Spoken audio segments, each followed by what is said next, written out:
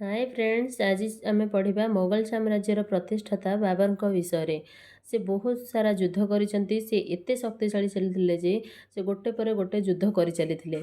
से बहुत युद्ध करिसेंती। ताको मन रखिबा बेले बेले इतिहास रे एते सारा युद्ध अच्छी जे ताको मन रखिबा आम पई बेले बेले इम्पॉसिबल हो जाए, काठिकर पाठ हो जाए। तो से ताको आम एमती गोटे जदि ट्रिक रे मन रखिबा ताहले से सहजरे सबुदिन पई मन रही जिवो।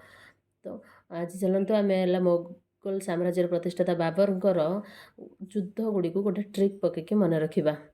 कौन से युद्ध से विभिन्न प्रकार युद्ध कर पानीपथ, खानवा, चांदेरी दुर्ग अधिकार कर घरघरा युद्ध कर शव सत्कार कौटी ताकू भी ट्रिक रे मन रखा।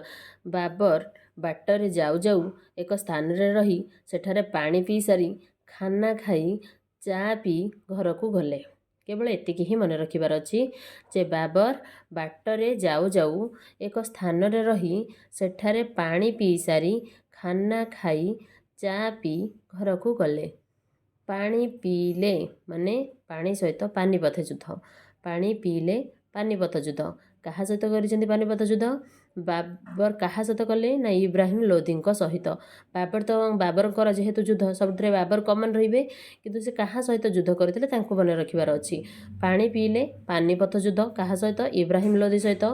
खाना कहले खानवा युद्ध राणा संगଙ୍କ सहित। चा पीले माने चांदेरी दुर्ग अधिकार कले मेदिनी रायଙ୍କ सहित। घर को गले घरघरा युद्ध मोहम्मद लोदी सहित।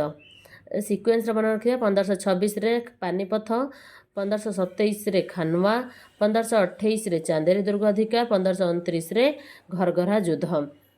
बाबर शव सत्कार कह जाए बाबर एते शक्तिशाली जे तांको केही मध्य कौन युद्ध रे काबू करि पार नथिले।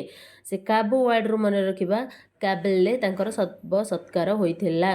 बाबर एते शक्तिशाली थिले जे तांको केही काबू करि पार नथिले। से काबू वर्ड रू मन रखिबा कोन ना से काबुल ले तांकर शव सत्कार होइथिला।